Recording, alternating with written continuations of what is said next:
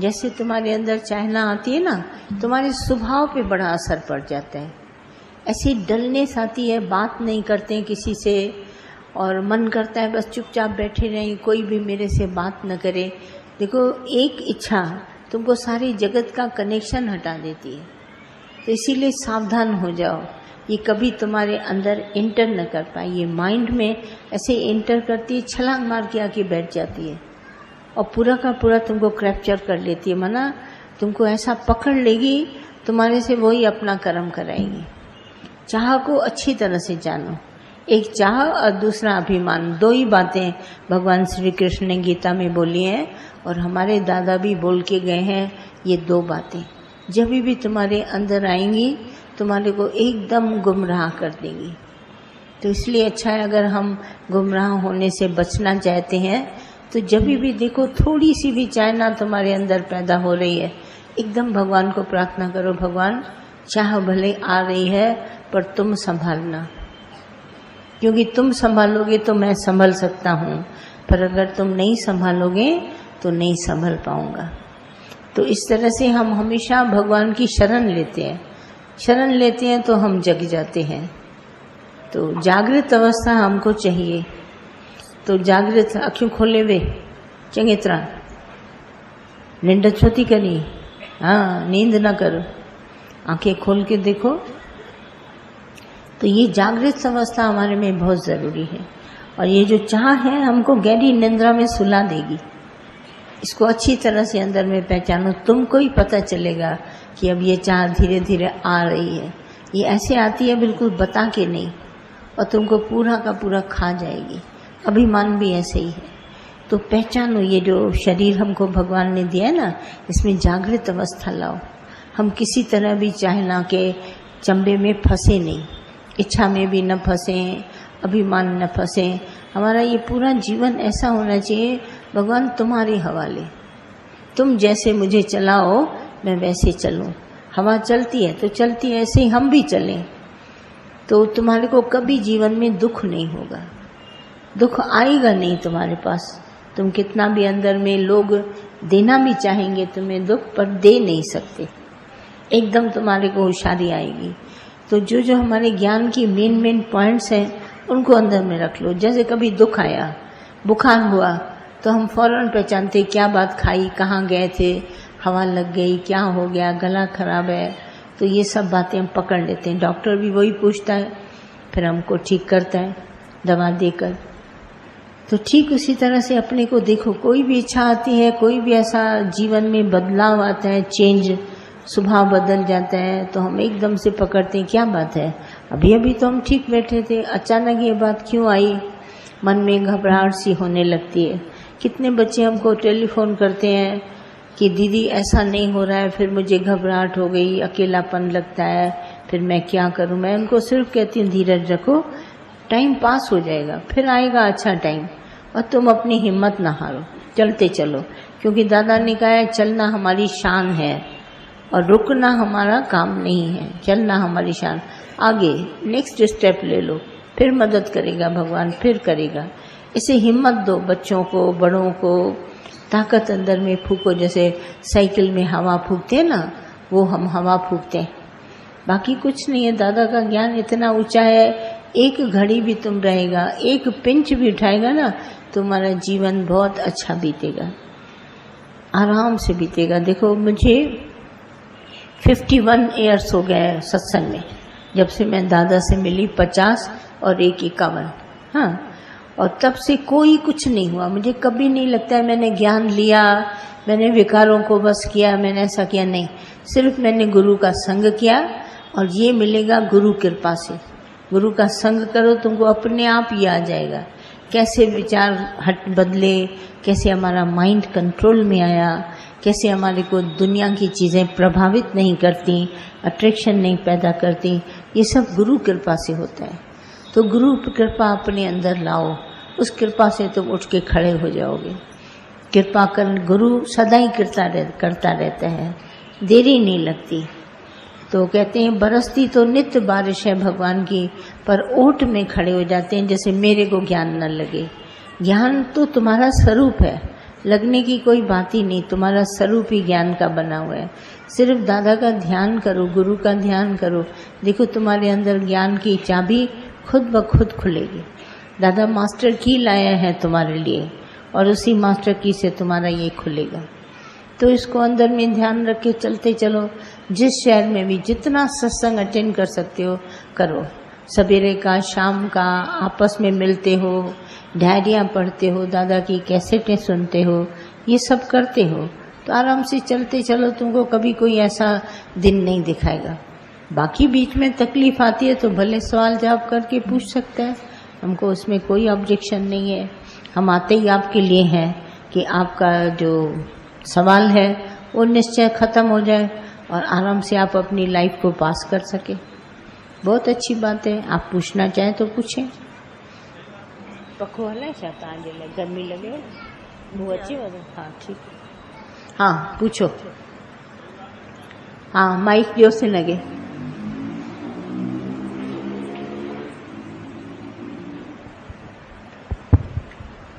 शुक्राने भगवान के पल पल के। और बिल्कुल सच्ची बात है, दादा की ओट लेते हैं हाँ। तो दुख आता ही नहीं है हाँ। मानो कभी ऐसा दिन भी आ जाता है तो गुरु से सहन नहीं होता। सुबह को सत्संग में चले जाते हैं तो बिल्कुल फिर पूरा दिन आनंद, पूरा जीवन आनंद ही आनंद हाँ। सत्संग में सभी प्रश्नों का हल मिल जाता है, जीवन एकदम आनंद हो जाता है हाँ। शुक्राने भगवान के पल। ऐसे महसूस करते हैं आप? जी हाँ बिल्कुल भगवान जी, मैं तो अपने जीवन में बिल्कुल महसूस करता हूँ। अच्छा। जैसे भी सत्संग सुबह कोई उलझन कभी आ भी जाती है ना, सत्संग मिस नहीं करते हैं। सत्संग में जैसे बैठते हैं ना, भगवान की वाणी चलती रहती है और वही जाके अंदर टच करती है। बहुत थोड़ा सा मन उदास भी होता है ना तो फिर दादा के ज्ञान से बिल्कुल हाँ। एकदम अलर्ट हो जाते हैं हाँ। शुक्राने भगवान के पल पल। बिल्कुल बिल्कुल। अभी ऐसा अंदर में चलो ये ज्ञान इतना ले लो कि तुमको मन का उदास कहना अच्छा न लगे। मन है नहीं, ये झूठा है।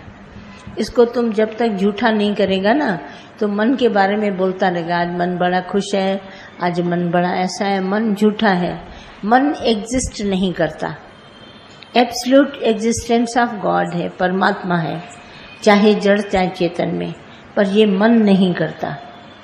यहाँ मन को अच्छी तरह से जानो, ये झूठा है पहले नंबर का, ये प्रिटेंडर है, तुमको दिखाता है बार बार जैसे मैं हूँ। इम्पोस्टर है, तुम्हारे ऊपर मढ़ा जाता है मैं हूँ, पर ये है नहीं। इसको पहचानो, ये झूठा है। इसकी बात कभी भी नहीं मानो, सिर्फ अपने माइंड को चेंज करो।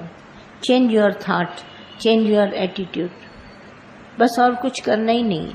फिर पक्का होके चलो, इसमें क्या है। मन उदास मायूस की बात ही ना बोलो, बैठे सुनता है वो, देखा मैंने इसको उदास बनाया था ना तभी ये कह रहा है। और गुरुजी, गुरु की लाख शुक्राने हैं। मैं जो मन में सोच के क्या आया था कि मेरे मन में थी आके मेरे को भगवान से मिलना है और कुछ प्रश्नोत्तर थे मन में, और आपने वही बात छेड़ दी अभी भी। जैसे कि आपने बताया कि हम 51 ईयर से आप जुड़े हैं भगवान से, तो मेरे को यही पूछना था कि अपन जैसे संसार में सबसे जुड़े हैं, जिस चीज के अपने को उनकी आदत पड़ गई है रिश्तों में, इसमें हर चीज में उलझने की। आप तो बचपन से भगवान से जुड़े तो शायद आपने उसी समय से कंट्रोल कर लिया जो चीजें नहीं होनी थी, पर हम जिन चीजों में हमारी अध्यक्षता पड़ चुकी है तो हम लोगों को उनको छोड़ना जो है ना कुछ दिक्कत आती है, नहीं छोड़ सकते हैं, जैसे इच्छाओं के अधीन हो जाते हैं। तो ऐसा कुछ मेरे को लग रहा था कि आपसे पूछूं कि आपने तो आपके सामने शायद वो सिचुएशन आई भी नहीं, पर हमारे सामने जो सिचुएशन आई है तो हम उसको कंट्रोल अभी नहीं कर पाते। जिस चीज़ों की अपने को आदत पड़ चुकी है तो आदत छोड़ना हमको जो है ना बहुत दिक्कत देती है। पर ऐसा कुछ है नहीं जिस तरह से आप बोल रहे हैं। और मैंने अपनी लाइफ में कुछ नहीं किया है, मैंने सिर्फ गुरु किया है। आप लोगों को क्यों तकलीफ आती है? क्योंकि आप लोग गुरु नहीं करते। सत्संग भले सुनते हैं मगर गुरु नहीं करते। गुरु करना और सत्संग सुनने दोनों में बहुत बड़ा जमीन आसमान का अंतर है। मैंने गुरु को अपना बनाया, और ये जो परिस्थितियां तुम कहते हो ना, गुरु के आगे कोई भी परिस्थिति ठहर नहीं सकती। गुरु है शेर शिवोहम, तो वो कभी भी उसके आगे कोई परिस्थिति ठहरती नहीं है। ऐसा कभी नहीं हो सकता गुरु और हम साथ में बैठे और परिस्थिति ठहरे कभी नहीं होगी।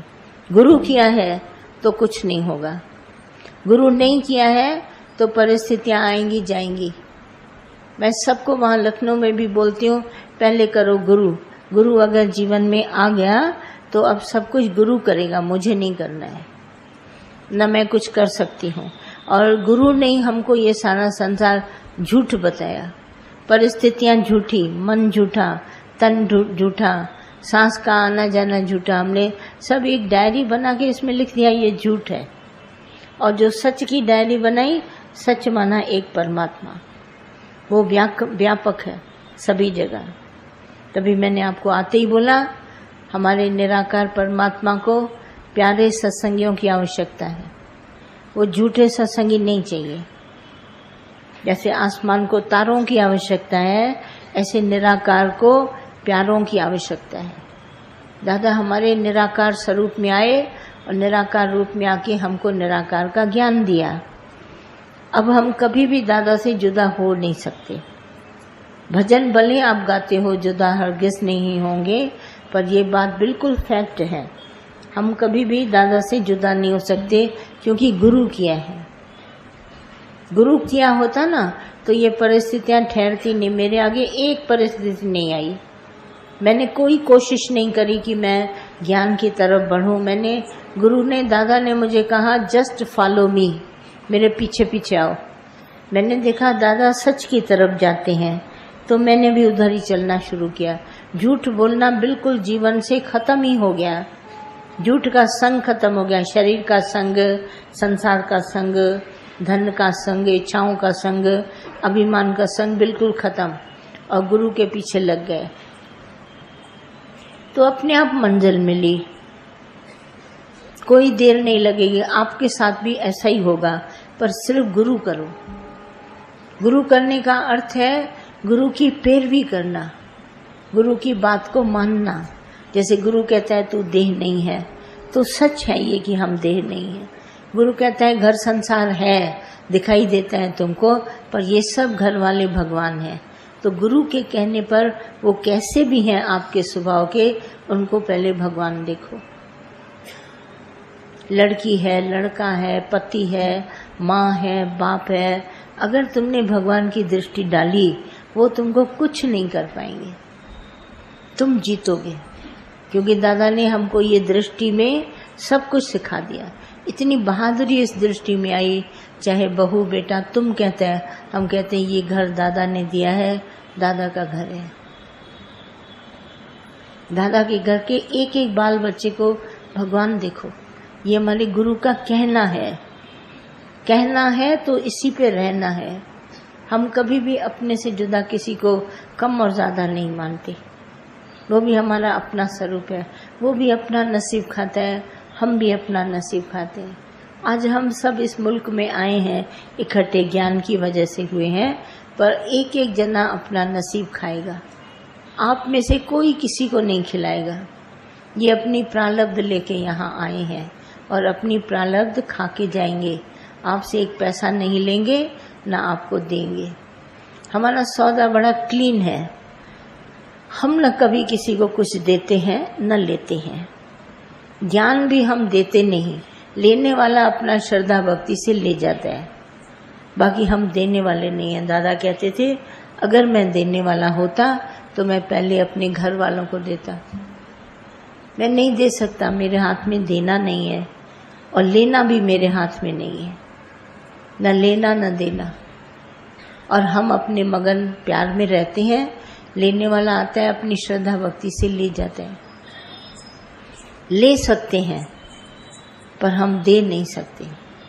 आप अपना नसीब खा सकते हैं पर हम आपको खिला नहीं सकते। एक दाना भी हम आपको नहीं खिला सकते।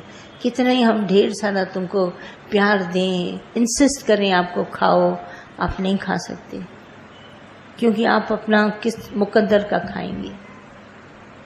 धन कोई नहीं खा सकता। अभी जब मैं आ रही थी उसी दिन रात को टीवी में एक न्यूज़ सुनी कि एक लड़की बड़ी देखने में खूबसूरत और 100 करोड़ की प्रॉपर्टी है, धन है उसके पास 100 करोड़, खुद बीए पास है और उसने 9th पास लड़के से शादी करी।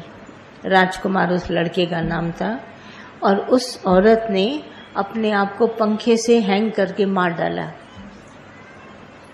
तो मेरे को ख्याल आया 100 करोड़ सोचो धन, तो भी ये मन को शांति नहीं दे सका। आखिर क्या बात है, दुनिया बटोरती है धन, सब दुनिया बोलते हैं जीएसटी लग गया, ये हो गया, वो हो गया। अरे ब्यूटी पार्लर जाते हैं वहाँ भी जीएसटी का बिल देना पड़ता है, यहाँ भी। इतने मूर्ख लेडीज जो मेरे पास आती हैं, इतना बिल था, इतना जीएसटी देना पड़ा। मैंने कहा 100 करोड़ वो छोड़कर मरी है, उसको कौन सी ऐसी आफत आई जो उसने अपने आप को हैंग कर दिया। माना मन इतना धन होने पर भी तुमको कहेगा पंखे में लटका दो।